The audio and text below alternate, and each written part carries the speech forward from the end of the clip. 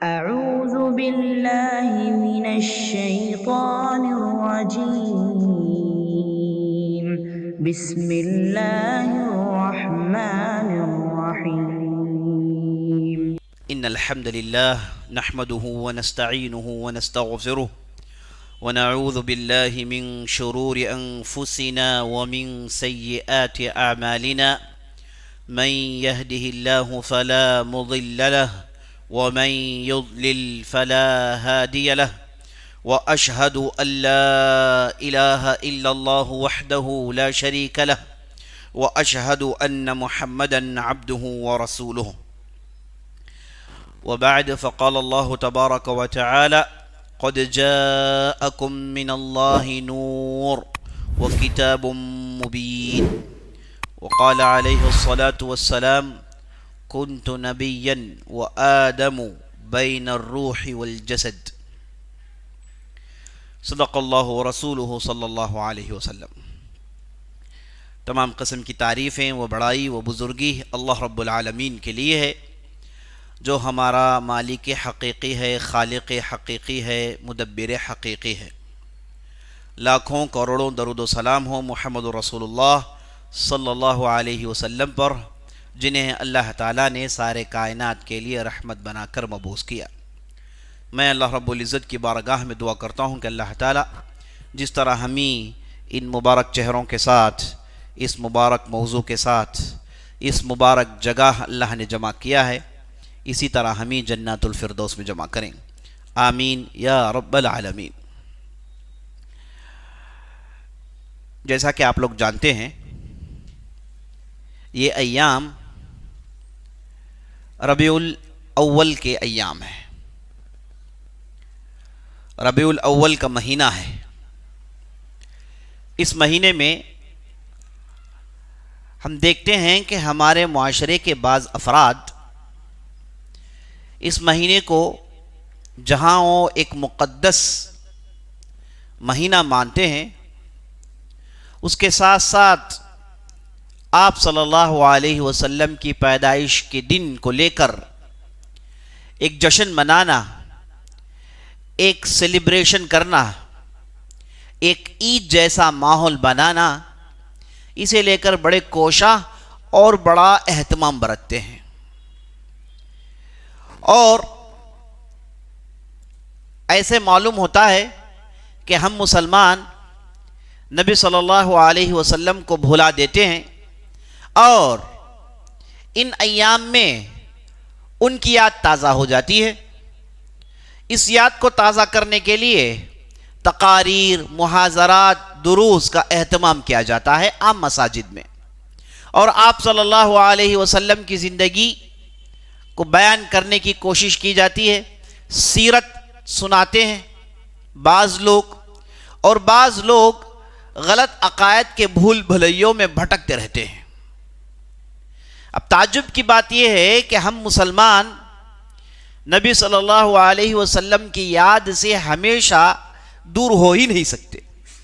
جب تک ہم لا الہ الا اللہ کہہ رہے ہیں تو اس کے ضمن میں محمد رسول اللہ داخل ہے۔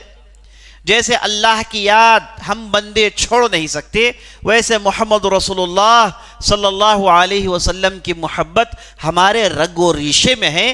انہیں اور ان کے بارے میں یاد دلانے کے لیے نہ کوئی مہینے کی ضرورت ہے، نہ کوئی عید اور تہوار کی ضرورت ہے، اور یہی حقیقت ہے۔ اور اسی طرز پر صحابہ نے اپنی زندگی گزاری، تابعین نے اپنی زندگی گزاری، ائمہ نے اپنی زندگی گزاری۔ کسی کو تہوار منا کے خاص خاص ایام میں خاص خاص چیزوں کو کر کے ان چیزوں کی یاد کو تازہ کرنے کی کسی کو ضرورت پڑی نہیں۔ یہ حقیقت ہے۔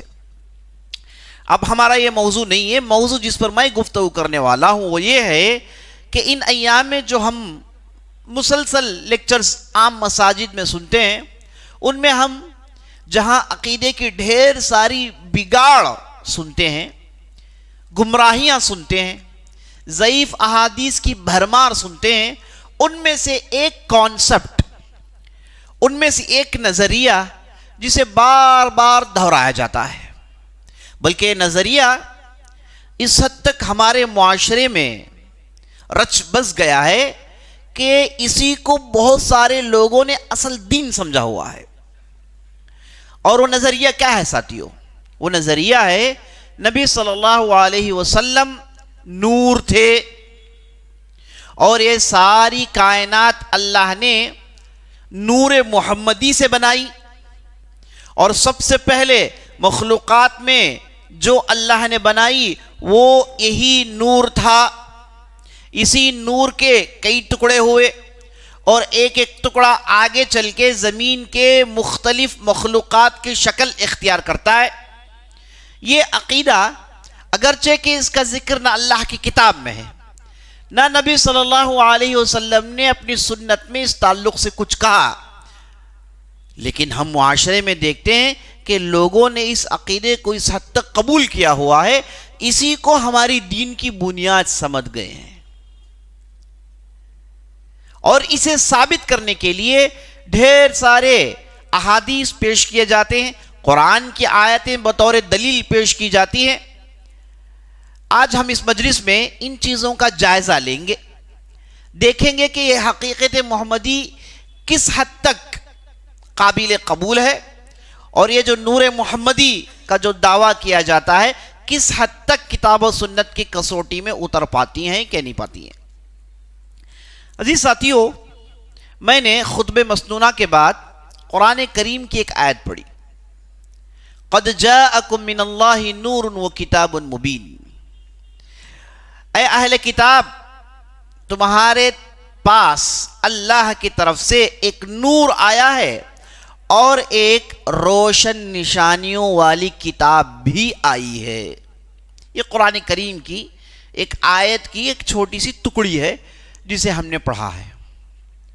اس آیت کی اس ٹکڑی میں جہاں یہ کہا گیا کہ اللہ کی طرف سے نور آیا ہے، تو اس لفظ نور کو لے کر یہاں پر یہ جو حقیقت محمدی یا پھر نور محمدی کے کانسیپٹ کو اس آیت میں کس انداز سے ٹھوسا جاتا ہے، ان تقاریر اور ان دروس میں ہم اس بات کو کیسے بتنگڑ بناتے ہوئے سنتے ہیں، اسے لے کر اب جائزہ آپ کے سامنے ہم پیش کریں گے. عزیز ساتھیو، مفسرین نے خاص طور پر امام الطبری نے یہ کہا ہے کہ اس آیت میں نور سے مراد محمد صلی اللہ علیہ وسلم ہے. اس آیت میں قد جاءکم من اللہ نور و کتاب مبین، تمہارے پاس اللہ کے طرف سے نور آیا ہے اور ایک روشن نشانیوں والی کتاب آئی ہے. تو اس میں جو لفظ نور استعمال ہوا ہے، اس کے تعلق سے مفسرین میں خاص طور پر امام طبری نے کہا کہ یہاں نور سے مراد محمد ہے، اور یہ بات حق ہے، اس کا انکار نہیں کر سکتے. اب سوال یہ پیدا ہوتا ہے کہ جب ہم نے نور کو محمد صلی اللہ علیہ وسلم نے مراد لیا ہے، تو کیا نور صرف محمد صلی اللہ علیہ وسلم ہی کے لیے قرآن میں استعمال ہوا ہے یا نہیں ہے؟ ورنہ یہ استعمال کیا ہے؟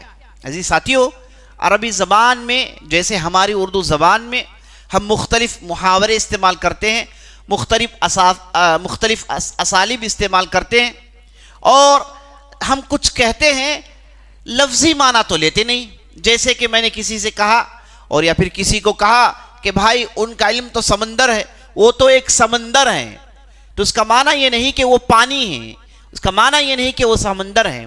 اسی طریقے سے میں کسی سے کہتا ہوں کہ بھائی ماشاءاللہ آپ کا چہرہ 14ویں رات کے چاند کی طرح ہے، تو فوراً ہم یہ نہیں کہتے کہ یہی چاند ہے، کل دوسرے دن کچھ عید منا لیں، ایسا تو کرتے نہیں ہیں ہم، ہے کہ نہیں؟ آپ چاند جیسے ہیں تو اس کا لفظی معنی تو لیتے نہیں ہیں. اسی طریقے سے عربی زبان میں نور ہدایت کے لیے قرآن میں استعمال ہوا ہے. اللہ نے ہدایت کے لیے نور کہا ہے، اور اللہ نے قرآن میں تورات کے لیے نور کا لفظ استعمال کیا ہے. تو لفظ نور قرآن کے اندر مختلف معنوں میں استعمال ہوا ہے، اور یہ عربی زبان میں بالکل اس کی گنجائش ہے کہ اس لفظ کے کئی معنی آئے ہیں. اور یہ لفظ جو کہ روشنی کے معنی میں ہے، تو انسان کو روشنی کی اشد ضرورت پڑتی ہے، تو اللہ نے تورات کو روشنی کہا کیونکہ اس میں روشن تعلیمات ہیں جو گمراہی سے لوگوں کو نکال کر سیدھے راستے میں ڈالتی ہیں. اسی طریقے سے اللہ نے قرآن میں ہدایت کو، صحیح راستے میں چلنے کو نور کہا، اور ہم جانتے ہیں جو آدمی صحیح راستے میں چلتا ہے، اسلام میں چلتا ہے، قیامت کے دن جب وہ پل صراط میں چلے گا اس کا ایمان نور بن جائے گا، اور وہ نور اسے روشنی دے گا۔ بعض کی روشنی اتنی زیادہ ہوگی کہ اس کے نظروں کے حدود تک پہنچ رہی ہوگی اور وہ بڑی تیزی سے اڑ کر جائیں گے، بعض ہواؤں کے مانند اڑ جائیں گے، بعض برق کی رفتار میں جائیں گے، بعض چل کر جائیں گے، بعض دوڑ کر جائیں گے، یہاں تک کہ بعض لوگوں کے ایمان کی روشنی صرف ان کے قدموں تک ہوگی جو پھونک پھونک کر اپنے قدم آگے بڑھائیں گے، اور بعض لوگ جن کے پاس کوئی نور نہیں ہوگا، مانا ہے کہ کوئی ایمان نہیں ہوگا، وہ اس میں اندھیریوں میں چلیں گے اور سیدھے جہنم کے پیٹ میں گریں گے۔ تو قیامت کے دن آپ کا یہ جو ایمان ہے نور کی شکل اختیار کرے گا، یہ قیامت کے دن ہونے والا ہے۔ تو دنیا میں لفظ نور عربی زبان میں کئی معنوں میں استعمال ہوا ہے، اس میں ایک معنی اگر ہم نے کہا کہ محمد صلی اللہ علیہ وسلم مراد لیا گیا ہے، تو اس میں معنی یہ ہے کہ محمد صلی اللہ علیہ وسلم نے جو تعلیمات لائیں، جو ان کی ہدایت ہیں، جو ان کے نقش قدم پر چلتے ہیں، جو ان کی زندگی ہے، یہ سب روشن ہیں، اس میں گمراہی نہیں۔ اللہ نے قرآن میں گمراہیوں کو تاریکی کہا ہے، یخرجہم من الظلمات الی النور، ہے نا۔ نبی صلی اللہ علیہ وسلم کے اوصاف میں اللہ نے ایک جگہ کہا کہ نبی صلی اللہ علیہ وسلم وہ ہیں جو لوگوں کو اندھیریوں سے نکال کر روشنی میں چلاتے ہیں، اندھیریوں سے نکال کر روشنی میں چلاتے ہیں۔ تو اللہ نے گمراہیوں کو، غلط سلط باتوں کو، بد عقیدگی کو، بدترین اخلاق کو اللہ نے اندھیریوں سے تعبیر کیا، کہا کہ اندھیریاں ہیں، اس میں روشن نہیں، آدمی چلتا ہے پتہ نہیں کہاں جا رہا ہے، کہاں جا کے ختم ہونے والا ہے اسے پتہ نہیں۔ اس کے برعکس اللہ نے سیدھے راستے میں چلنے والوں کے لیے، ہدایت میں چلنے والوں کے لیے لفظ نور کا استعمال کیا ہے۔ تو نبی صلی اللہ علیہ وسلم کو یہاں پر نور کہا گیا، اس سے مراد یہ نہیں کہ نبی صلی اللہ علیہ وسلم انسان نہیں، بشر نہیں، بلکہ وہ جیسے ہمارے روشنی ہم دیکھتے ہیں وہ خود ایک روشنی ہے، یہ نہ عقل اسے مانتی ہے نہ شریعت میں اسے ماننے کی گنجائش ہے۔ کیوں عقل نہیں مانتی؟ عقل اس لیے نہیں مانتی کہ نبی صلی اللہ علیہ وسلم ایک انسان تھے، صحابہ نے انہیں دیکھا، صحابہ کے ساتھ وہ رہے، صحابہ کے ساتھ وہ اٹھے بیٹھے، کھائے پیے، شادیاں کی، نمازیں پڑھی، جہاد لڑی، اللہ کے راہ میں قربانیاں دی، اللہ کے دین کے بول کو بالا کیا، اللہ کی کتاب کی تعلیم کو عام کیا، یہ سب نبی صلی اللہ علیہ وسلم نے کیا۔ تو انسان کی شکل میں تھے، آپ صلی اللہ علیہ وسلم کا چہرے مبارک تھا، آپ صلی اللہ علیہ وسلم کے ہاتھ پیر تھے، اسے صحابہ نے دیکھا ہے، روایتوں میں اس کی تفصیل ملتی ہے۔ تو ہم اگر یہ کہیں کہ وہ جیسے عام روشنی ہے وہ روشنی تھے تو عقل اس بات کو نہیں مانتی، نہ شریعت میں اس کی اجازت ہے۔ اور اللہ نے قرآن کے اندر ارشاد فرمایا ہے، نبی صلی اللہ علیہ وسلم کہہ دیجئے قل انما انا بشر مثلکم یوحى الی انما الہکم الہ واحد، اے نبی صلی اللہ علیہ وسلم آپ کہہ دیجئے کہ میں تو تمہاری طرح ایک انسان ہوں، اور بس میرے پاس اللہ کی طرف سے وحی آتی ہے، اور یہ وحی کا لب لباب یہ ہے کہ اللہ کے علاوہ کوئی معبود برحق نہیں۔ شریعت میں، عقل میں یہ بات اس کا امکانی نہیں کہ ہم نبی صلی اللہ علیہ وسلم کو انسان کے حدود سے نکال کر، نبی صلی اللہ علیہ وسلم کو بشری تقاضوں سے نکال کر انہیں ایک خالص نور کے طور پر دیکھیں، یہ ممکن نہیں ہے، یہ ممکن نہیں ہے۔ تو پھر ممکن کیا ہے؟ قرآن نے نور کیوں کہا؟ قرآن نے نور اس لیے کہا جیسے قرآن نے ہدایت کو نور کہا، جیسے قرآن نے تورات کو نور کہا، ویسے قرآن نے نبی صلی اللہ علیہ وسلم کو نور اس اعتبار سے کہا کہ نبی صلی اللہ علیہ وسلم کے ذریعے سے ہدایت کی نور پھوٹتی ہے، نبی صلی اللہ علیہ وسلم کے اخلاق بطور نور ہیں جو بد اخلاقیوں کو نور دیتے ہیں، ان کے اندر بد اخلاقی کی وجہ سے جو تاریکی پیدا ہو گئی، یہ نور آنے کی وجہ سے وہ تاریکیاں چلی جاتی ہیں، وہ اندھیریاں چلی جاتی ہیں۔ اس اعتبار سے قرآن نے کہا ہے، اس اعتبار سے قرآن نے کہا ہے، اور قرآن نے کبھی بھی نبی صلی اللہ علیہ وسلم کو نور حقیقی کے معنی میں استعمال نہیں کیا۔ مفسرین نے صاف لکھا ہے کہ نبی صلی اللہ علیہ وسلم کو نور یہاں پر نور معنوی کی حیثیت سے کہا، اور مفسرین میں جو وہ امام المفسرین ہیں جن کا نام امام طبری ہیں، انہوں نے یہ بات کہی کہ یعنی بالنور، اس آیت کے اندر یعنی قد جاءکم من اللہ نور، اللہ کی طرف سے تمہارے پاس نور آیا ہے، اس کا معنی کیا ہے وہ تفسیر میں بیان کرتے ہیں، یعنی بالنور محمد صلی اللہ علیہ وسلم، نور سے مراد محمد صلی اللہ علیہ وسلم ہے۔ بات یہاں پر ختم نہیں کرنی ہے، انہوں نے اپنا جملہ مکمل نہیں کیا۔ دیکھیے آگے کیا کہتے ہیں الذی انار اللہ بہ الحق، یہ نور اس اعتبار سے ہے کہ ان کے ذریعے سے اللہ نے اور حق کو روشن کیا، ان کے ذریعے سے اللہ نے حق کو روشن کیا۔ وَأَظْهَرَ بِهِ الْإِسْلَامِ، اور اللہ نے ان کے ذریعے سے اسلام کا ظہور اللہ نے کیا، اسلام کو اللہ نے ظاہر کیا۔ وَمَحَقَ بِهِ الشِّرْكِ، اور ان کے ذریعے سے اللہ نے شرک کو ختم کیا، شرک کو منحوس ٹھہرایا۔ فَهُوَ نُورٌ لِمَنْ اسْتَنَارَ بِهِ يُبَيِّنُ الْحَقِّ، وہ نور ہیں جن لوگوں نے ان کے پیچھے چل کے ان کی تعلیمات پر عمل کرنا چاہا، ان کے لیے وہ نور ہیں جو حق کی وضاحت کرتے ہیں۔ تو امام طبری رحمۃ اللہ علیہ نے نور کی تفسیر یہ بیان کی ہے، صرف شروع کا جملہ لے لینا اور باقی جملوں کو چھوڑ دینا اسے عقل مانتی نہیں ہے۔ تو پورا جملہ مکمل یہی ہوتا ہے جسے میں نے آپ کے سامنے پیش کیا کہ نور سے مراد حقیقت جاننا، حق کی وضاحت، اسلام کا ظہور، شرک کا خاتمہ، یہی ہے جو نبی صلی اللہ علیہ وسلم نے کیا۔ تو نبی صلی اللہ علیہ وسلم کی تعلیمات، ان کی ہدایات، ان کے اخلاق کو اللہ نے نور سے تعبیر کیا، جو کہ عربی زبان میں بالکل جائز ہے۔ تو اس آیت کی وضاحت آپ کے سامنے اچھی طریقے سے ہو گئی۔ یہاں پر نور سے مراد حقیقی نور نہیں بلکہ نور سے مراد معنوی نور ہے، جو عربی زبان میں اور دوسری زبانوں میں اس کا استعمال رائج ہے، اس کا استعمال جائز ہے۔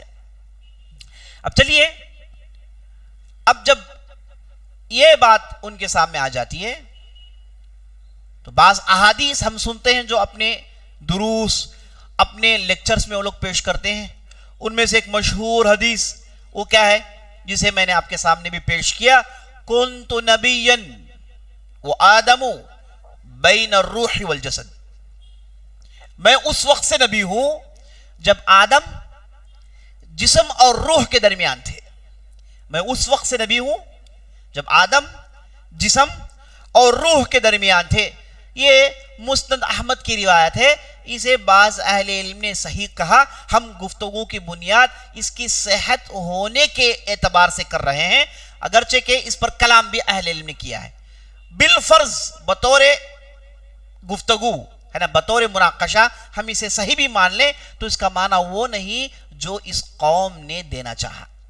دیکھیے، نور محمدی، حقیقت محمدی، اس کے بارے میں ان لوگوں کا عقیدہ کیا ہے یہ بھی آپ سن لیجیے۔ عقیدہ یہ ہے جیسے میں نے آپ کو بتایا، پہلے اللہ تھا اور اللہ نے چاہا کہ وہ خود اپنے آپ کو دیکھیں، تو اللہ نے اپنا فیض ظاہر کیا، اللہ کا نور یہ زیادہ ہوا، بہنے لگا، سمجھ لیجئے۔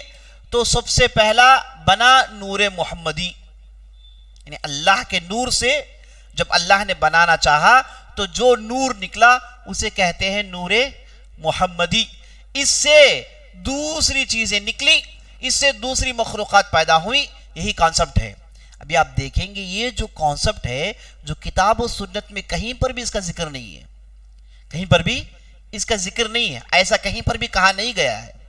موضوع روایات میں، بالکل موضوع روایات، ایسے موضوع روایات جو میں آپ کے سامنے رکھوں گا جسے یہ قومی موضوع مانتی ہے، انتہائی موضوع روایت ہے، ان میں یہ چیزیں ملتی ہیں، معلوم ہوتا ہے کسی نے گھڑا ہے۔ تو یہ جو باتیں ہیں جو نہ کتاب و سنت سے اس کا تعلق ہے، تو پھر یہ باتیں کیا آئی کہاں سے، یہ بھی تحقیق میں آپ کے سامنے رکھنے والا ہوں انشاءاللہ۔ تو چلیے، یہ جو میں نے آپ کے سامنے حدیث پڑھی ہے اس کا معنی بھی سمجھ لیجیے، یعنی معنی اس کا بالکل واضح ہے۔ اور بعض روایتوں میں کنتو کی جگہ کتبتو بھی لکھا ہوا ہے، مطلب یہ کہ اللہ نے اپنی تقدیر میں بات لکھی ہوئی تھی کہ آدم کو پیدا کرنے سے پہلے میں، اللہ نے میری رسالت نبوت اللہ نے لکھ دی، اور یہ صحیح احادیث سے ثابت ہے۔ مسلم کی روایت ہے، ان اللہ کتب مقادیر المخلوق، اللہ نے مخلوقات کی تقدیروں کو قبل ان یخلق السماوات والارض ب50,000 سنہ، آسمان اور زمین بنانے سے 50,000 سال پہلے اللہ نے تقدیر لکھ دی، اور اس تقدیر کو اللہ نے اپنے پاس لوح محفوظ میں رکھا۔ کیا اس لوح محفوظ میں نہیں ہوگا کہ نبی صلی اللہ علیہ وسلم نبی بنیں گے، رسول بنیں گے، آخر الزمان ہوں گے؟ کیا اس میں لکھا نہیں ہوگا؟ اسی بات کو نبی صلی اللہ علیہ وسلم نے اس حدیث میں بیان کیا ہے، اسی بات کو نبی صلی اللہ علیہ وسلم نے اس حدیث میں بیان کیا ہے، مجھے اللہ نے نبی بنایا ہے جب آدم اپنے جسم اور اپنے روح کے درمیان تھے۔ اس حدیث میں اور آپ آگے بڑھیں گے تو اس کا معنی نکلتا ہے کہ اللہ نے آدم علیہ السلام کو بنایا، ان کے جسم کو بنایا، بعد میں اللہ نے روح پھونکی۔ ہم جانتے ہیں پہلے انسان بنتا ہے، اس کے بعد اس میں روح پھونکی جاتی ہے، تو اللہ نے آدم کو بنایا، اور ہم جانتے ہیں اللہ نے آدم کو اپنے ہاتھوں سے بنایا ہے کہ نہیں؟ اللہ نے آدم کو شرف بخشی، اور اللہ نے ملائکہ کے سامنے آدم علیہ السلام کو بنایا اور انہیں بہت ساری نعمتوں سے نچھاور کیا۔ تو آدم علیہ السلام کو اللہ نے بنایا، وہ تو ایک مٹی کا ڈھانچہ تھا، مٹی سے اللہ نے بنایا، اس کے بعد اللہ نے اس میں اپنی روح پھونکی، اس کے بعد آدم علیہ السلام زندہ ہوئے۔ تو اس حدیث سے بات معلوم ہوتی ہے کہ جب یہاں پر روح پھونکنے سے پہلے اللہ نے آدم کی تقدیر میں بات لکھی، اور ہم دوسرے حدیث میں پڑھتے ہیں تقدیر اللہ سبحانہ وتعالی جب ماں کے پیٹ میں بچہ پیدا ہوتا ہے، روح پھونکنے سے پہلے 4 چیزیں لکھ دی جاتی ہیں، بکتب رزقی و اجلی و عملی شقی ام سعید۔ اللہ سبحانہ وتعالی ماں کے پیٹ میں روح پھونکنے سے پہلے یہ لکھ دیتا ہے کہ اسے کتنا رزق ملے گا، اور کتنا دیر زندہ رہے گا، اور یہ اچھا رہے گا کہ برا رہے گا، اس کا خاتمہ کہاں ہوگا، یہ اللہ سبحانہ وتعالی لکھ دیتا ہے، بعد میں روح پھونکی جاتی ہے، یہ سب کے ساتھ ہوتا ہے۔ اور آدم علیہ السلام کو اللہ نے ڈھانچہ بنایا، روح پھونکنے سے پہلے آدم کی تقدیر میں بات لکھی کہ یہ ان کی نسل میں سے آخر الزمان نبی آئیں گے جو محمد صلی اللہ علیہ وسلم ہوں گے۔ یہ آدم کی تقدیر لکھی گئی، اس میں بات ذکر ہوئی، اس میں کہیں پر بھی یہ نہیں کہا گیا کہ سب سے پہلے محمد صلی اللہ علیہ وسلم کو بنایا گیا۔ اگر سب سے پہلے محمد صلی اللہ علیہ وسلم کو بنایا ہوتا تو یہاں پر اس حدیث میں اس کی دلیل ہے ہی نہیں۔ حدیث نے کہا کہ جسم اور روح کے درمیان، جسم ہے، روح ہے، وہ درمیان جو مرحلہ تھا، تب اللہ نے نبی صلی اللہ علیہ وسلم کو نبی بنایا۔ تو پھر آدم کا جسم تو بنا دیا گیا اس سے پہلے، تو سب سے پہلے کہنے کے لیے دلیل ملتی نہیں یہاں سے۔ تو اس حدیث کا معنی صاف یہ ہے کہ اللہ سبحانہ وتعالی نے تقدیر میں آدم کے لکھا ہوا ہے کہ ان کی نسل سے نبی آخر الزمان آئیں گے، جو آدم کے لیے شرف کی بات ہے، آدم علیہ السلام کے لیے شرف کی بات ہے، آدم علیہ السلام کے لیے یہ خاص بات ہے کہ اللہ نے ان کی تقدیر میں یہ بات لکھی کہ محمد صلی اللہ علیہ وسلم جیسی شخصیت ان کے آل و اولاد میں پیدا ہوں گے، یہ ان کے لیے شرف کی بات تھی، ہے نا۔ کوئی یہ نہ کہے کہ اگر عام تقدیر میں یہ چیز لکھی ہوئی ہوتی تو یہاں پر اس حدیث کو بیان کرنے کی کیا ضرورت تھی، اس کے اندر کچھ خاص بات ہوگی نہیں تو پھر اس حدیث کو بیان کرنے کی کیا ضرورت۔ اس میں خاص بات یہ ہے کہ اللہ سبحانہ وتعالی نے آدم کے جسم اور روح کے درمیان آدم کو شرف دینے کے لیے یہ بات لکھی کہ بھائی تمہارے اولاد میں محمد صلی اللہ علیہ وسلم آئیں گے۔ تو یہ حدیث ہم عام طور پر سنتے ہیں، اس کی وضاحت آپ کے سامنے آ گئی۔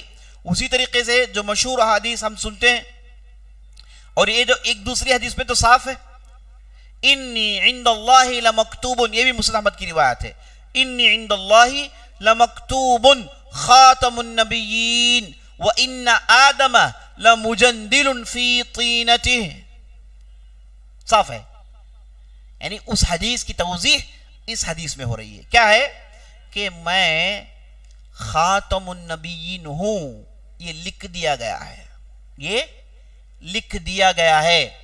جب آدم مٹی میں ہے، یعنی مٹی کا ڈھانچہ ہے، ان کا مٹی کا ڈھانچہ بنا ہوا ہے، اس وقت اللہ نے یہ لکھ دیا کہ میں خاتم النبیین ہوں۔ یہ بھی مسلم احمد کی روایت ہے، اور اس سے پہلی جو آیت میں نے روایت پڑھی میں آپ کے سامنے وہ بھی مسلم احمد کی روایت ہے. تو یہ روایت کا یہی معنی ہے. میں پہلے جو روایتیں یہاں پر سنائی جاتی ہیں، جو احادیث جن کا ذکر بار بار ان بیانوں میں آتا ہے، ان احادیث کو میں آپ کے سامنے لاتا ہوں اور اس کے معنی بیان کر دیتا ہوں. اگر وہ صحیح ہے تو پہلے لاؤں گا، کمزور ہے تو بعد میں اس کا ذکر کروں گا. اسی طریقے کی صحیح حدیث جو ان مجالس میں ہم سنتے ہیں، خلق اللہ آدم علی صورتہ، ابن خزیمہ کی روایت، اللہ نے آدم کو اپنی صورت میں بنایا. اللہ نے آدم علیہ السلام کو اپنی صورت میں بنایا. اس کا کیا معنی؟ اس کا معنی آسان ہے کہ اللہ کے پاس جیسے بعض صفات ہیں، اللہ نے ان صفات میں سے بعض ویسے ہی صفات آدم کے اندر بنائے ہیں. جیسے اللہ سنتا ہے، آدم بھی سنتے ہیں. اللہ دیکھتا ہے، آدم بھی دیکھتا ہے. اللہ ہے نا سوچتا ہے، آدم بھی سوچتے ہیں، ہے کہ نہیں؟ اللہ جانتا ہے، آدم کی اولاد بھی جانتی ہے. تو ان میں جیسے بعض چیزیں، بعض صفات اللہ کی ہیں، ویسے اللہ نے ان کے اندر بھی بعض صفات بنائی. یہ اس کا معنی ہے. اللہ نے آدم کو اپنی صورت میں بنایا، مطلب اپنی صفات جیسی ہیں ویسی بعض صفات اللہ نے آدم کے اندر بھی رکھی ہیں. یہ آدم کے لیے شرف کی بات ہے. یہ آدم کے لیے شرف کی بات ہے. اللہ نے آدم کے چہرے کو اپنے ہاتھوں سے بنایا، تو جیسے وہ دیکھتا ہے ویسے آدم کو دیکھنے والا بنایا. جیسے وہ بولتا ہے ویسے آدم کو بولنے والا بنایا. جیسے وہ سنتا ہے تو آدم کو سننے والا بنایا. لیکن اللہ کی صفات اور آدم کی صفات میں فرق ہے. اللہ کی صفات کبھی ختم ہونے والی نہیں ہے. آدم کی صفات ختم ہو جائے گی. اللہ کی صفات کبھی پیدا نہیں ہوئی، اور اللہ کی صفات کی کوئی لمیٹیشن نہیں ہے. اللہ سبحانہ و تعالیٰ سنتا ہے تو سنتا ہے، جہاں کہیں بھی وہ سنتا ہے. جیسے کسی بھی حالت میں کسی نے بھی پکارا ہے سنتا ہے، جانتا ہے تو ہر چیز جانتا ہے. لیکن آدم کا دیکھنا، آدم کا سننا، آدم کا جاننا لیمیٹڈ ہے. اس کے پاس یہ صفات لیمیٹڈ ہے. لیکن اللہ نے بہرحال ایسی صفاتیں آدم کو دی ہیں، تو اللہ نے کہا کہ اللہ نے آدم کو اللہ کی صورت میں بنایا. مطلب اللہ کے پاس بعض صفاتیں ہیں، ویسی صفاتیں آدم کو بھی دی گئی ہیں. آدم کی صفات مخلوق ہیں. اور اللہ نے قرآن کے اندر کہا لیس کمثلہ شیء وہو السمیع البصیر، اللہ جیسا کوئی نہیں ہے. اللہ جیسا کوئی نہیں ہے. لیکن اس حدیث کو بنیاد بنا کر یہ کہتے ہیں کہ اللہ نے جب اس کا نور تھا تو وہ اپنا نور دیکھنا چاہا، تو اللہ نے کیا کیا؟ پہلا اپنا نور اس کا فیض ہوا، یعنی ظاہر ہوا، تو اس میں سے اللہ نے آدم کو بنایا. یعنی نور محمدی سے اللہ نے آدم کو بنایا. یہ ان کا کہنا ہے اسی حدیث کی بنیاد پر، جبکہ حدیث کا معنی کچھ اور ہے اور اس حدیث کو کوئی دوسرا معنی دیا جا رہا ہے. اسی طریقے سے مشہور موضوع حدیث جو ہم سنتے ہیں کہ جو ہے سب سے پہلے نبی صلی اللہ علیہ وسلم کو بنایا گیا ہے نا، سب سے پہلے عقل کو بنایا گیا. یاد رکھ لیجئے یہ سب احادیث کمزور ہیں، بعض اس میں موضوع ہیں، اس میں کوئی قابل اعتبار نہیں. جو قابل اعتبار احادیث ہیں جن کے معنوں میں کھیلا جاتا ہے وہ میں نے آپ کے سامنے رکھ دی ہے. چلیے بات آگے بڑھاتے ہیں. اور اسی طریقے سے عزیز ساتھیوں، اب چلیے یہ دیکھتے ہیں کہ جب کتاب و سنت میں اس کی کوئی دلیل نہیں ہے کہ پہلا نور محمدی تھا، پہلا حقیقت محمدی تھا، اللہ نے پہلے نور محمدی کو بنایا، بعد میں دوسری چیزیں اس سے پھوٹی نکلی، یہ جو کہا جاتا ہے نہ قرآن میں اس کا ذکر ہے نہ احادیث میں ذکر ہے، تو پھر یہ چیز آئی کہاں سے؟ یہ چیز آئی کہاں سے؟ کیسے ہمارے معاشرے میں یہ چیز رچ بس گئی؟ عزیز ساتھیوں، اس تعلق سے آپ کو یہ جاننا ضروری ہے کہ جب عالم اسلامی میں یونانی فلسفہ آیا، نبی صلی اللہ علیہ وسلم تھے، اس کے بعد صحابہ نے دین کو آگے بڑھایا، اس کے بعد تابعین آئے، تابعین آئے جنہوں نے صحابہ تابعین سے سیکھا اور لوگوں کو دین سکھایا. چھوٹی موٹی گمراہیاں تھی، چھوٹی موٹی عمل میں بدعتیں تھی، اس زمانے میں موجود تھی، اس وقت کے علماء اس پر رد کر رہے تھے. 200 ہجری کے آس پاس عالم اسلامی میں یعنی اسلامی دنیا میں فلسفہ یونانی اس کا ظہور ہوا. یعنی بہت ساری کتابیں جو فلسفہ کی تھی، فلسفی کی تھی، ان کتابوں کو ترجمہ کیا گیا عربی میں.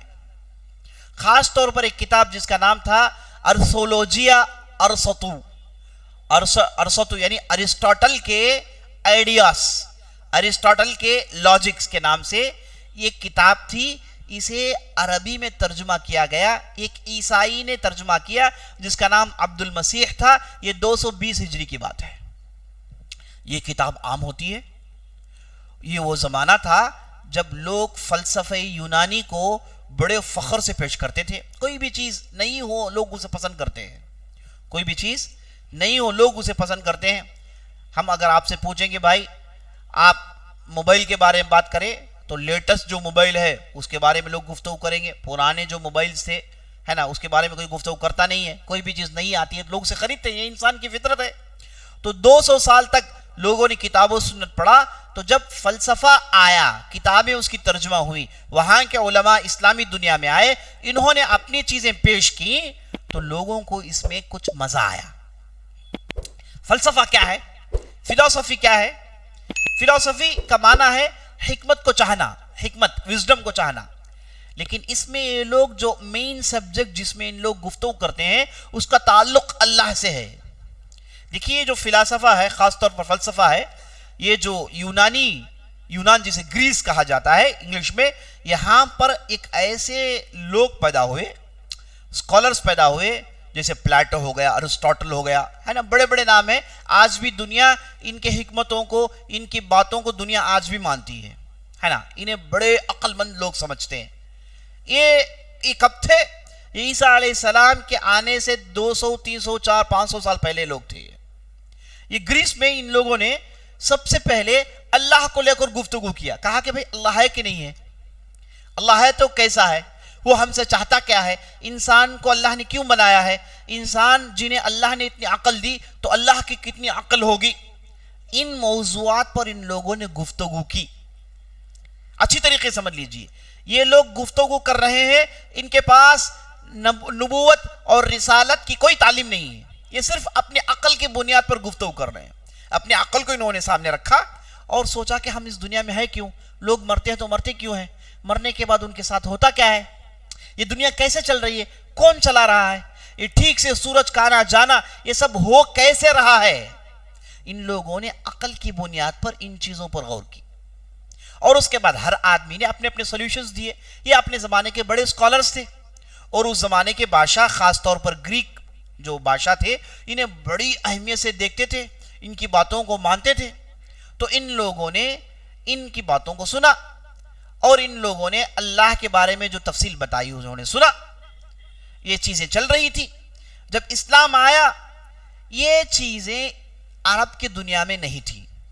وہاں کے لوگ شرک میں ڈوبے ہوتے، ان کے پاس بعض اخلاقی بدعنوانیاں تھیں، بس ایسے غلط سلط کانسپٹس نہیں تھے.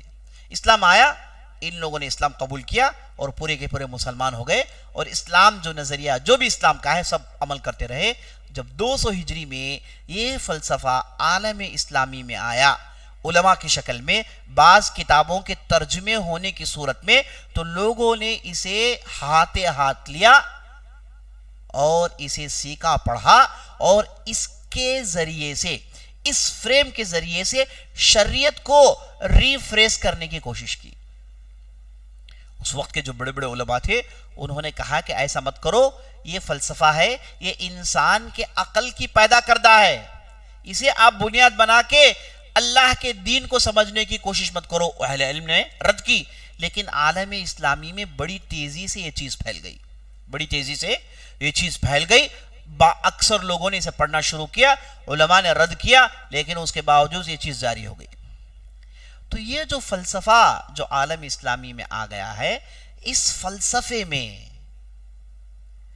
یہ لکھا ہوا ہے کہ ان لوگوں نے چونکہ اللہ کو سمجھنے کی کوشش کی، اب انہیں سمجھنے کے لیے ان کے پاس کوئی سورس نہیں تھا. انہوں نے اپنے بڑے بزرگوں کی باتیں جو سنی تھی، اپنے عقل کی جو باتیں انہوں نے سمجھنے کی کوشش کی، اس میں بات انہیں سمجھ میں آئی کہ سب سے پہلے اللہ تھا اور اللہ سے پھوٹ کر بہت ساری چیزیں بنی. تو انہوں نے کہا کہ اللہ سے جب چیزیں باہر نکلی تو سب سے پہلے چیز کون سی نکلی؟ ان لوگوں نے کہا سب سے پہلے چیز عقل نکلی. ان لوگوں نے نام دیا العقل الاول، المبدع الاول، العلہ. انہوں نے کہا کہ ریزن، عقل، لاجک یہ سب سے پہلے باہر آئے، اور اس لاجک کے ذریعے سے بہت ساری چیزیں بننا شروع ہو گئی. یہ فلسفہ یونانی کی باتیں ہیں، یہ ان کی کتابوں میں باتیں لکھی ہوئی ہیں. اب یہ چیز جب عالم اسلامی میں آئی، اب یہاں کے لوگ جو اللہ کے دین کو اس فلسفے کے ذریعے سے سمجھنا چاہتے تھے، ان لوگوں نے کیا کیا؟ اس کے ڈھانچے کو لیا، اس کے بلو پرنٹ کو لیا، نام بدل دیے. نام بدل دیے. ان لوگوں نے عقل کہا جو سب سے پہلے چیز باہر نکلی، ان لوگوں نے کہا سب سے پہلے جو نکلی وہ نور محمدی، حقیقت محمدی.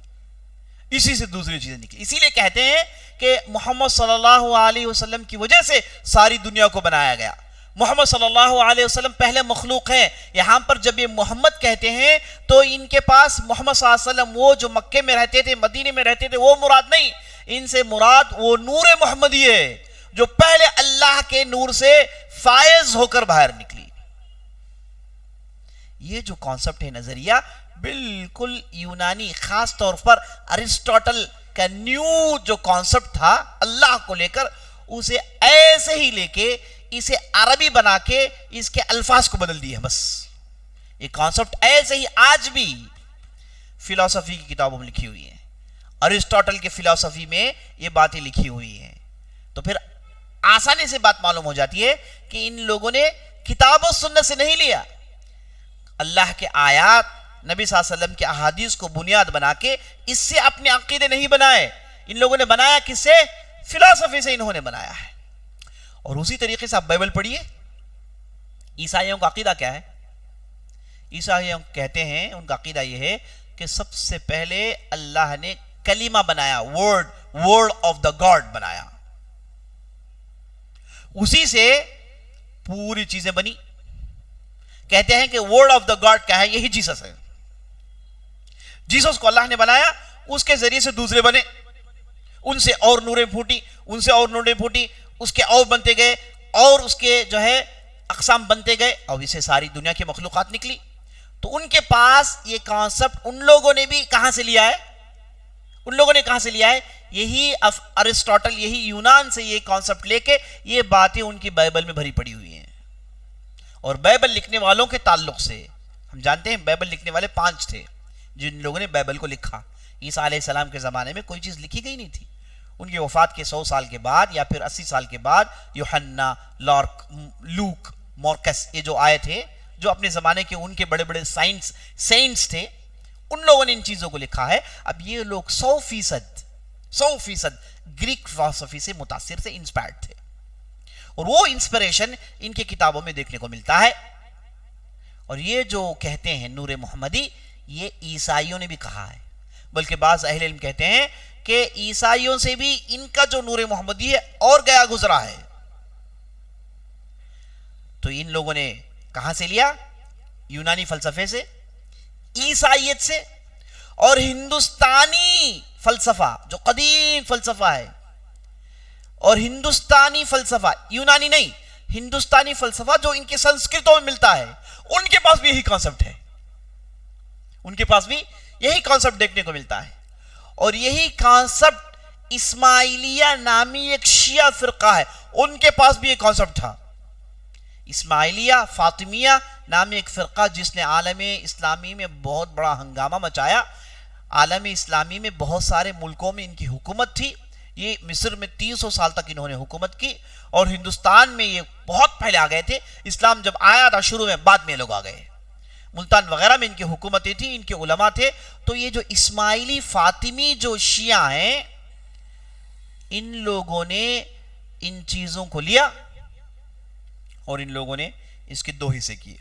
کہا کہ دین کا ایک ظاہر ہے اور دین کا ایک باطن ہے. ظاہر، اس میں آپ کا گورنمنٹ، حکومت کیسے چلائیں، سوشل لائف، لوگوں کو کیا کیا ضرورت ہے، وہ ظاہر سے تعلق ہے. باطن کا تعلق روحانیت، یہ ایموشنز، اسپرچولیٹیز کا تعلق ہے. 2 حصے کیے اور کہا کہ ظاہر اس کے جو ہمارے ائمہ ہیں، جو شیعہ کا عقیدہ ہے، ائمہ کا عقیدہ، کہا کہ وہ یہ ہیں، اور باطن کے تعلق سے کہا کہ یہ نجبہ ہیں، اور یہ جو صوفی حضرات ہیں وہ اسماعیلیہ سے متاثر ہو کر، اور ابن خلدون اپنی کتاب میں صاف لکھتے ہیں کہ ہمارے زمانے کے جو صوفیاء ہیں ان کے پاس یہ نور محمدی، حقیق محمدی، یہ باطنی جو باتیں ہیں ان لوگوں نے اسماعیلیہ باطنی فرقے سے لیے ہیں، ہے نا. بہت ساری چیزیں جو انہوں نے پہلے سے اپنے عقیدے میں ڈالی ہوئی تھی انہیں ان چیزوں سے سپورٹ ملی، اس کے بنیاد پر یہ غلط عقیدے شروع ہو گئے ہیں. تو عزیز ساتھیو، یہ جو نور محمدی کا جو دعویٰ ہے جسے ہم سنتے ہیں، یہ نہ ان لوگوں نے کتاب و سنت سے لیا ہے، نہ یہ جو آیت پیش کرتے ہیں، نہ یہ احادیث پیش کرتے ہیں، اس کی بنیاد پر ہے. اور میں آپ کو یہ بھی بتاتا چلوں، ان کے جو امام ہیں جن کا نام ابن عربی ہے، صوفیت کے بہت بڑی چوٹی کا نام کیا ہے؟ ابن عربی ہیں. یہ صاحب نے کتاب لکھی جس کا نام فصوص الحکم، مشہور کتاب ہے. حکمتوں کی باتیں اس کتاب میں موجود ہیں. اس کی تفصیل اور ہے. اس کتاب میں یہ صاحب نے صاف لکھا. کیا لکھا؟ جب ان سے پوچھا گیا یہ جو نور محمدی کا جو کانسپٹ ہے، حقیقت محمدی کا جو کانسپٹ ہے جو پیش کیا جاتا ہے، نہ یہ کتاب میں ہے، نہ سنت میں ہے، یعنی نہ قرآن میں ہے، نہ حدیث میں ہے، تو پھر ہم مسلمان اسے مانے کیوں؟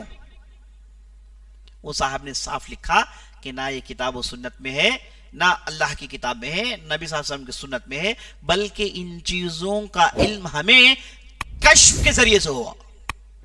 کیا لکھا ہے؟ صاف لکھا. کس کے ذریعے سے؟ کشف کے ذریعے سے. کشف کیا ہے؟ صوفیہ کے پاس ایک کشف بڑا ہی اہم کانسپٹ ہے. کیا ہے؟ کہ اللہ سبحانہ و تعالی کسی ایک اپنے خاص بندے کے دل میں یہ بات ڈال دیتا ہے، سمجھا دیتا ہے. جیسے نبیوں کا اللہ سبحانہ و تعالی وحی کرتا ہے، ویسے اولیاء کو کشف ہوتا ہے. وحی کا سلسلہ تو ختم ہوا، کشف کا سلسلہ ختم نہیں ہوا. تو یہ صاحب کہتے ہیں یہ نور محمدی، یہ حقیقت محمدی جو ہے، یہ کشف کے ذریعے سے بات ہمیں معلوم ہوئی. کشف کے ذریعے سے یہ بات ہمیں معلوم ہوئی. نہ ہمیں قرآن کی ضرورت ہے، نہ احادیث کی ضرورت ہے. کشف ہوا تو ہوا بس. اسی کانسپٹ عزیز ساتھیو، یہ جو نور محمدی کا جو کانسپٹ ہے، اس میں اور بگاڑ کی باتیں ان کی یہ ہیں. یہ کہتے ہیں یہ نور محمدی کبھی بھی ختم نہیں ہوتا، اسی لیے کہتے ہیں کہ نبی صلی اللہ علیہ وسلم ہمیشہ زندہ ہے. یہ جب کہتے ہیں کہ نبی صلی اللہ علیہ وسلم کو علم غیب ہے، نبی صلی اللہ علیہ وسلم ہمیشہ زندہ ہیں، اس سے مراد نبی صلی اللہ علیہ وسلم وہ نہیں جو مکہ مدینے میں رہتے تھے، بلکہ اس سے مراد نور محمدی ہے. چونکہ نور اللہ کے نور سے نکلا ہے تو کیسے ختم ہوگا؟ یہ تو ہمیشہ رہے گا، ہے کہ نہیں؟ تو یہ لوگ یہ کہتے ہیں کہ یہ جو نور محمدی ہے یہ ہمیشہ رہتا ہے. کبھی آدم کی شکل میں آتا ہے، کبھی نوح کی شکل میں، کبھی موسیٰ کی شکل میں، کبھی عیسیٰ کی شکل میں. جتنے بھی انبیاء آئے وہ یہی نور محمدی کا ایک شکل تھے. تو یہ نور محمدی ختم نہیں ہوتی. نبوت ختم ہو گئی لیکن نور محمدی ختم نہیں ہوئی، یہ تو جاری رہے گی ہمیشہ. اب یہ جو صوفیہ حضرات نے ان چیزوں کو پروموٹ کیا، اور اس کے بعد شیعہ کے پاس یہ ائمہ ہیں، ہے نا، 12 امام کو کہتے ہیں کہ ساری دنیا یہی چلاتے ہیں، ہے نا. انہیں اللہ نے اپنی پوری اللہیت دے دی، انہیں سب کچھ معلوم ہے، یہ علم غیب جانتے ہیں، یہ سب کے حاضر ناظر ہیں، یہ جو شیعہ کہتے ہیں. اور اسی طریقے سے شیعہ کے پاس نجبہ کا کانسپٹ ہے کہ یہ ساری دنیا چلانے والے بعض نجبہ ہیں، اس میں آل رسول ہیں، یہ شیعہ کہتے ہیں. اس کا دوسرا ورشن صوفیہ کے پاس کیا ہے؟ وہ کہتے ہیں کہ نبوت تو ختم ہو گئی لیکن قطب کا ایک کانسپٹ ہے. صوفیہ کے پاس کیا کانسپٹ ہے؟ قطب. ایک بہت بڑا ولی ہوتا ہے جو معرفت کے درجے کو پہنچ جاتا ہے. جیسے نبیوں کو نبوت ملتی ہے ویسے اولیاء کو قطب کا مرتبہ ملتا ہے. یہ جو قطب ہوتے ہیں سب سے بڑے ہوتے ہیں، سب سے بڑے ہوتے ہیں جنہیں یہ مرتبہ نصیب ہوتا ہے. لیکن گمراہی دیکھیے، گمراہی کو پہچاننے کے لیے زیادہ عقل کی ضرورت نہیں. جب یہ قطب انہوں نے کہا، یہ قطب کے لیے آپس میں لڑ لیے. ہر ولی، ہر صاحب معرفت ایک مدت کے بعد کہتا ہے کہ مجھے قطبیت مل گئی ہے نا، مجھے قطبیت مل گئی. اور ان کی کتابوں میں دیکھیے کیسی کیسی باتیں لکھی ہوئی ہیں. اب اسی لیے کہتے ہیں کہ جب انہیں قطبیت ملتی ہے نا، یہ کہتے ہیں کہ ہم صوفیت کا جو نور محمدی کو پہنچنے کا جو کانسیپٹ ہے، یعنی نور محمدی سے ڈائریکٹ علم لینے کے لیے جو مرتبہ انہیں ملنا چاہیے وہ دو ذریعے سے ملتا ہے. ایک انہیں قطبیت ملتی ہے، قطب بن جاتے ہیں، یا تو پھر نبی صلی اللہ علیہ وسلم سے ان کی ڈائریکٹ گفتگو ہوتی ہے. نبی صلی اللہ علیہ وسلم سے ڈائریکٹ گفتگو ہوتی ہے. نیٹ میں جائیے، آپ دیکھیے کہ کتنے لوگوں نے اس کا دعویٰ کیا ہے. یہ ایک صاحب کہتے ہیں کہ میرے لیکچرز میں ہمیشہ رسول آتے ہیں، اللہ کے رسول جو میرے لیکچر سنتے ہیں ہے نا. یہ کہتے ہیں کہ اب تک تو 3 بار آ چکے ہیں. یہ کہتے ہیں کہ میری ملاقات تو ہر 2 دن میں ایک بار ہوتی ہے. ایک صاحب نے تو یہاں تک کہہ دیا کہ نبی صلی اللہ علیہ وسلم پاکستان آئے تھے، واپس جانے کے لیے ان کے پاس ٹکٹ کے پاس پیسے نہیں ہیں، میں نے لوگوں کے پاس کلیکٹ کر کے انہیں ٹکٹ کا پیسہ دیا تو واپس وہ مدینہ گئے. یہ کہتے ہیں، جائیے نیٹ میں چیک کریے. یہ کہنے والے بیوقوف نہیں ہیں، عقل مند ہم اور آپ جیسے ہیں. لیکن ان کے پاس یہ نور محمدی، حقیقی محمدی کا ایک کانسپٹ اتنا اندر بیٹھا ہوا ہے کہ وہ ہر چیز میں چیز دیکھتے ہیں. صوفیت کے پاس وحدت الوجود ہے اور نور محمدی ہے، اسی کے آس پاس ان کے پورے عقائد گھومتے ہیں. تو یہ جو قطبیت کا دعویٰ کرنے والے اتنے لوگ، کوئی وہاں ہے مصر میں وہ کہتا ہے کہ میں قطب ہوں، کوئی کہتے ہیں کہ عبد القادر جیلانی یہی قطب ہے، قطب سمد ربانی، کیا ہے القاب دیتے ہیں کہ فلاں کہتے ہیں کہ وہ قطب تھے، وہ قطب تھے. بھائی اب اقطاب میں لڑائی ہو گئی کہ کون قطب ہے. قطبوں کے درمیان اب لڑائی ہو گئی کہ کون قطب ہے. یہ کیوں قطب کیوں ہے؟ کیونکہ انہیں نور محمدی سے کنیکٹ کرنا ہے. وہی کا سلسلہ تو ختم ہو گیا. یہ قطب آپ بن گئے تو کشف ہوگا ہے نا، کشف کے ذریعے سے آپ کو بہت ساری باتیں معلوم ہوگی. تو یہاں دیکھیے ابن عربی جو اپنے زمانے اپنے آپ کو قطب کہتے تھے، انہوں نے صاف اپنی کتاب میں لکھا ہے، نہ یہ باتیں قرآن میں ہیں نہ یہ بات احادیث میں ہے، یہ بات تو کشف کے ذریعے سے ہمیں معلوم ہوئی.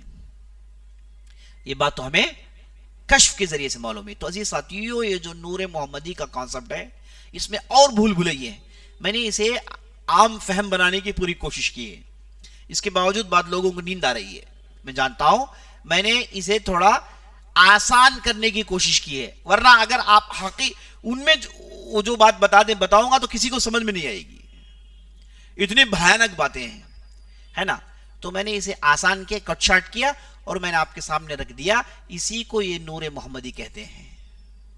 تو کیا نبی صلی اللہ علیہ وسلم نور تھے؟ ہاں نور تھے، معنوی اعتبار سے. عربی زبان میں روشنی کا لفظ استعمال کیا جاتا ہے اچھائیوں کے لیے. تو نبی صلی اللہ علیہ وسلم کی ہدایات، ان کی تعلیمات ایک نور ہے جو لوگوں کو گمراہیوں کے اندھیریوں سے نکالتی ہے. اس اعتبار سے ہم نبی صلی اللہ علیہ وسلم کو نور مانتے ہیں. اور اشعار میں موجود ہیں. ایک مشہور شاعر ہے جن کا نام کعب بن زہیر، وہ نبی صلی اللہ علیہ وسلم کے مجلس میں نبی صلی اللہ علیہ وسلم نے کہا، ان الرسول نور یستضاء به. نبی صلی اللہ علیہ وسلم ایک نور ہے جن کی روشنی حاصل کی جاتی ہے. نبی صلی اللہ علیہ وسلم موجود ہے. اور نبی صلی اللہ علیہ وسلم نے نور کا معنی یہ نہیں کہا کہ بھائی میں وہ نور ہوں جو اللہ نے بنایا، نور محمدی، حقیقت محمدی. وہ کانسپٹ اس زمانے میں تھا ہی نہیں. یہ کانسپٹ 200 ہجری کے بعد عالم اسلامی میں آیا. یہ کیسے آیا میں نے آپ کے سامنے اس کے اشارے کر دیے. تو جی ساتھیوں، میں نے حد المقدور کوشش کی یہ نور محمدی، حقیقی محمدی سمجھنے کے لیے اور سمجھانے کے لیے. اور یہ بات آپ کو معلوم ہوگی، نبی صلی اللہ علیہ وسلم، اگر آپ سے کسی نے پوچھا کہ کیا نبی صلی اللہ علیہ وسلم نور تھے؟ ہاں نور تھے. عربی زبان کے اعتبار سے نور کا معنی ہدایت اور لوگوں کو صحیح راستے میں ڈالنا. اس اعتبار سے نبی صلی اللہ علیہ وسلم نور تھے. ہرگز نبی صلی اللہ علیہ وسلم وہ جو نوری عقیدہ پیش کیا جاتا ہے، نور محمدی عقیدہ، حقیقت محمدی کا جو عقیدہ پیش کیا جاتا ہے جو کتاب و سنت میں موجود ہے، اس اعتبار سے نبی صلی اللہ علیہ وسلم کبھی نور نہیں تھے. اس اعتبار سے نبی صلی اللہ علیہ وسلم کبھی نور نہیں تھے. اللہ سے ہم دعا کرتے ہیں کہ ہم نے جو بھی کہا ہے، جو بھی سنا ہے، اس کے مطابق عمل کرنے کی توفیق بخشے. اور اس کی باتیں انشاءاللہ پھر کبھی فرصت سے ملے اور آپ بھی پوری دلچسپی سے آئیں تو اس میں ہم پوری انشاءاللہ روشنی ڈالنے کی کوشش کریں گے. اللہ سبحانہ و تعالی ہماری محنت کو قبول فرمائے. موضوع کے متعلق اب اگر آپ کے پاس کوئی سوال ہے تو کریے گا انشاءاللہ.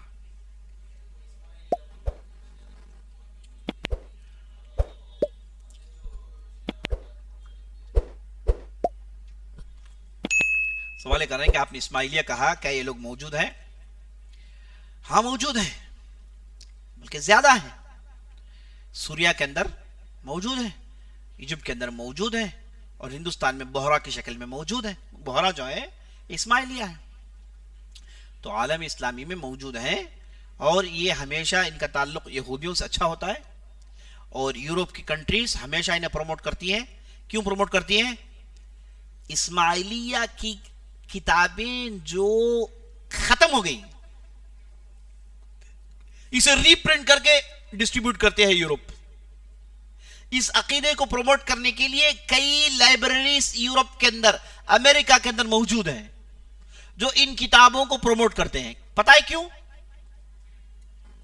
کیونکہ یہ نور محمدی، یہ باطنی عقیدہ بالکل عیسائی عقیدے کی طرح ہے۔ وہ یہ سمجھتے ہیں کہ اسے پروموٹ کریں گے تو ہمارے قریب ہو جائیں گے۔ اس کے بعد یہ ٹرینٹی کیا ہے پوچھیں گے نہیں، یہ تین میں ایک میں تین، یہ کانسپٹ جو پیش کرتے ہیں، ہم اسے مسلمانوں کے سامنے جو ہم جواب دے نہیں پاتے، کم ہو جائے گا، اس لیے چیزیں پروموٹ کرتے ہیں، ہے نا۔ تو اسماعیلیہ فرقہ موجود ہے، اور میں آپ کو یہ بات بتانا چاہتا تھا کہ یہ جو عقیدہ ہے نور محمدی کا عقیدہ، اس کا جو نقصان امت مسلمہ کو ہوا وہ بڑا بھیانک ہے۔ اور بعض یہ جو ان کے بڑے بڑے جو غالی صوفیہ ہیں، جو ہندوستان میں بہت ہیں ایسے، ان لوگوں نے ابلیس کو گمراہ نہیں کہا، ان لوگوں نے جہنم کے عذاب کو میٹھا پانی کہا، ان لوگوں نے فرعون کو، ابو جہل کو، ابو لہب کو جو سزائیں دی گئی اس تعلق سے کہا کہ نہیں نہیں وہ اچھے لوگ تھے، یعنی نبی صلی اللہ علیہ وسلم کی شریعت کو ڈائلوٹ کر دیا، نبی صلی اللہ علیہ وسلم کی تعلیمات کو انہوں نے مسخ کر دیا، ڈائلوٹ کر دیا، کہا کہ بھائی نہیں نہیں اس کا یہ معنی ہے، اس کا غلط معنی دے کر شریعت کے اصل ڈھانچے کو بٹھا دیا۔ اور یہی عقیدہ ہے عزیز ساتھیوں قبر پرستی کے پیچھے، یہ بھی یاد رکھ لیجیے آپ۔ ہندوستان میں، پاکستان میں، آس پاس کے ملکوں میں جو قبر پرستی عام ہے، آپ لاکھ سمجھانے کے باوجود وہ لوگ سمجھتے نہیں۔ اس کی بنیادی وجہ یہ ہے کہ وہ کہتے ہیں کہ یہ نور محمدی جو قطب کو وہ ملتی ہے، یہ نور محمدی جس کے پاس آتی ہے وہ آدمی مرتا نہیں، زندہ ہوتا ہے، وہ جو چاہے آپ مانگے دے سکتا ہے۔ یہ عقیدہ بھی اس کے پیچھے چل رہا ہے۔ آپ احادیث پیش کریے، قرآن کی آیتیں پیش کریے، کچھ بھی نہیں چلتے ان کے سامنے۔ کیوں پتا ہے؟ کیونکہ انہوں نے کہا کہ قرآن کی آیتیں یہ ظاہر ہے، اس کے باطن کے جو معنی ہیں وہ ہم ہی جانتے ہیں۔ باطن کا معنی یہ ہے جو ہم کہتے ہیں نور محمدی، حقیقی محمدی جو ہمیشہ رہتا ہے، اور یہ جسے مل جائے اور یہ جسے حاصل کر لے وہ ہے نا مرتے نہیں، ان کے تعلیمات ایسے رہتے ہیں، وہ ہمیشہ زندہ رہتے ہیں۔ یہ جو اولیاء ہے، جو اقطاب ہیں، انہیں کو ابدال کہتے ہیں۔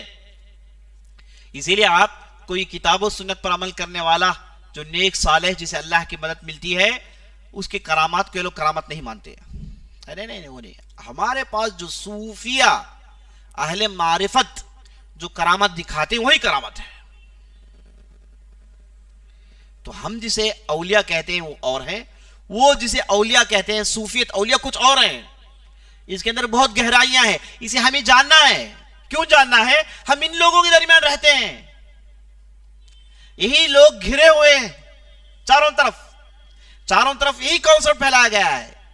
اسے توڑنے کے لیے ہمارا آپ کو ان چیزوں کو جاننا ضروری ہے۔ تو یہ ان چیزوں کے پیچھے پڑے ہوئے ہیں۔ تو یہی اسماعیلیت کی حقیقت ہے، یہ آج بھی موجود ہے، اپنے عقائد کے ساتھ، اپنی دشمنی کے ساتھ، اور دشمنوں کا پورا سپورٹ لیتے ہوئے آج بھی موجود ہے۔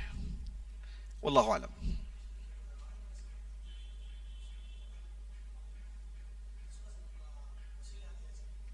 جی جب آدم علیہ السلام کو جنت سے نکالا گیا، تو جب آدم علیہ السلام زمین میں آ رہے تھے، تو جب جنت سے نکل رہے تھے انہوں نے وہاں پر ایک بڑا بورڈ دیکھا، اس میں نبی صلی اللہ علیہ وسلم کا نام دیکھا، تو اللہ سے کہا کہ کون ہے؟ تو اللہ نے کہا کہ یہ آنے والے میں رسول ہیں۔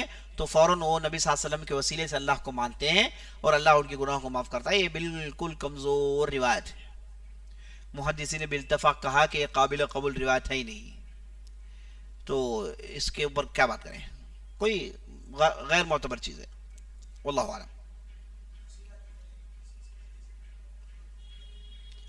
دیکھیں وسیلہ، یا ایھا الذین آمنوا ابتغوا الیہ الوسیلہ، اے لوگوں جو ایمان لائے ہو اللہ کے پاس وسیلہ مانگو.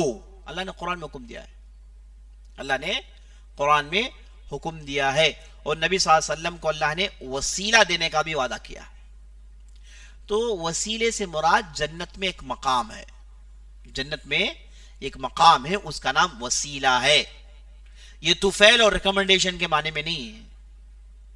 تو اللہ کے پاس جنت حاصل کرو، یہ اس کا معنی ہے. اب جب ہم جو وسیلہ پکڑتے ہیں اس کے لیے تو کتاب و سنت میں اللہ اور اللہ کے رسول نے کب کا کہہ دیا، آدمی اپنے نیک اعمال کے ذریعے سے وسیلہ ڈھونڈے، آدمی اللہ کے ناموں کے ذریعے سے وسیلہ ڈھونڈے، ہے کہ نہیں؟ یہ وسیلہ پکڑنے اور ڈھونڈنے کے طریقے ہیں. نبی صلی اللہ علیہ وسلم کے ذریعے سے وسیلہ مانگنا یہ ثابت نہیں ہے. واللہ اعلم. مجلس ختم کرتے ہیں، اللہ سے دعا کرتے ہیں ہم نے جو بھی کہا جو بھی سنا اس کے مطابق عمل کرنے کا توفیق. السلام علیکم ورحمۃ اللہ وبرکاتہ.